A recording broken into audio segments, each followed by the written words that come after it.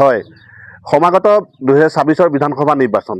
এই বিধানসভা নিৰ্বাচনৰ বাবে মই ৰাইজৰ মতামত ল'বলৈ উপস্থিত হৈছোহি মৰিগাঁও সদৰ সমষ্টিৰ অন্তৰ্গত নাওকটা গাঁৱত। এই নাওকটা গাঁওবাসী ৰাইজে কাক বিচাৰে বা বিগত যি 10 বছৰ কাৰ্যকাল চলাইছিল যি বিধায়ক ৰমাকান্ত দেউৰী কাৰ্যকালত তেওঁলোক কিমান সন্তুষ্ট বা তেওঁলোকে এইবাৰ যি বিধানসভা নিৰ্বাচন হ'ব সেই নিৰ্বাচনত বিধায়ক ৰমাকান্ত দেউৰীকে বিচাৰিব নে এখন নতুন মুখ বিচাৰিব। এই সবিশেষ জানিবৰ বাবে আমি তেওঁলোকৰ মাজত উপস্থিত হৈছোহি। আমি তেওঁলোকৰ মন্তব্য ল'বলৈ চেষ্টা কৰিম। তেওঁলোকে এইবাৰ এখন নতুন মুখ বিচাৰিব নে বিগত যি 10 বছৰ বিধায়ক ৰমাকান্ত দেউৰীকে বিচাৰিব।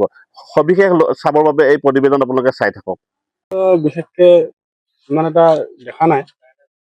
তো এবাৰ নিৰ্বাচনত নতুন মুখ এখন বিচাৰোঁ আমি। তেখেত হৈছে জীৱন সলঙ্ক। তেখেতৰ আমি মানে বহুত কাম ভাল দেখিছোঁ আৰু তেখেতে কৈছে বেলেগো মুখৰ পৰা আমি শুনিছোঁ। সেইকাৰণে আমি নতুন জেনেৰেশ্যন হিচাপে জীৱন গাঁওখনৰ বৰ্তমান সমস্যা কি আছে?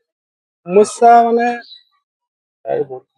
সমস্যা এবাৰ জীৱন সংযোগ আছে। তেখেতে আমাৰ এতিয়া নামঘৰটো আপোনাৰ বহুত বেয়া হৈ আছিলে।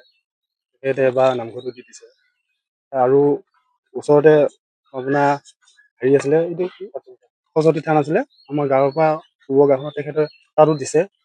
মানে আনন্দিত হৈছোঁ এবাৰ বহুতখিনি উন্নতি হৈছে। কিন্তু বিধায়ক হিচাপে 10 বছৰ তেওঁ কিবা কিবি কৰিলে নে নাই? তেতিয়া বিশেষ দেখা নাই এইবোৰ। যুগে যুগে পৰিৱৰ্তন, গতিকে তেখেতে 10 বছৰ কাৰ্যকাল কৰিলে।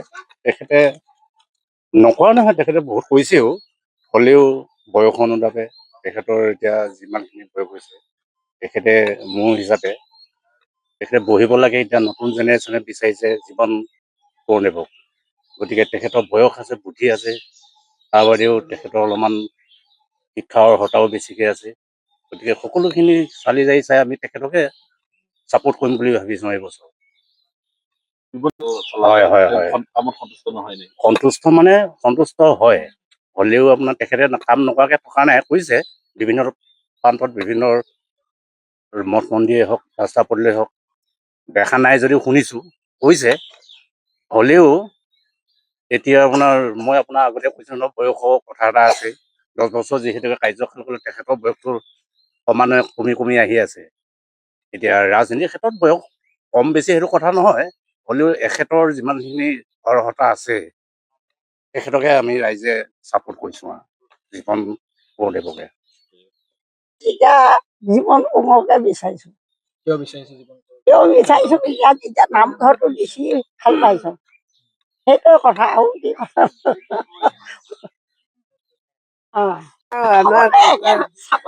নামঘৰটো দিছে যদি নামঘৰটো বহুত বেয়া হৈছিলে, নামঘৰটো এতিয়া আমাৰ পাইছো যেতিয়া আমি জীৱন কৰ্মকে বিচাৰোঁ তেখেতকে আমি দিওঁ বুলি ভাবিছোঁ। তেখেতে পাওক টিকেট, সেইটোৱে ভাবিছোঁ। আগৰ দিনকে বিজেপি কাক বিচাৰিব বিধায়ক হিচাপে? বিধায়ক হিচাপে আমি এতিয়া জীৱন কৰ্ণদেৱকে বিচাৰিছোঁ। আগত আছিল ৰামাদেউ, তেওঁ আমাৰ নামঘৰত আহি মিটিং কৰি সোমাই বহি কৰি গ'ল। তেওঁ দিম কৰি পেলাই আজিলৈকে একোৱে নিদিলে আমাক। সেইকাৰণে আমি নতুন প্ৰজন্ম আকৌ দল একেই থাকিব, বিধায়ক সলনি হ'ব লাগে। তেওঁ মানে আমাক বস্তু দিলেহি, হয়নে? সেইটোকে কামনা কৰিছোঁ আৰু নামঘৰটোৰ কাৰণেও ই বোলে তেওঁ সহায় সহযোগিতা কৰিছে, গতিকে তেওঁকে বিচাৰিছোঁ আমি আৰু নতুনৰ কাৰণে। এতিয়া শুনি আছো হয়, দুইজনে বোলে হেৰি কৰি আছে, সেইকাৰণে আমি এটা নতুন হিচাপে জীৱন কৰ্মকে আশা কৰিছোঁ আৰু হ'ব বুলি পেলাই। এতিয়া ৰমাদেউ শুনি আছো, দেখাই নাই, অহাও নাই, হয়, সেইকাৰণে সেয়া তেওঁকে বিচাৰিছোঁ।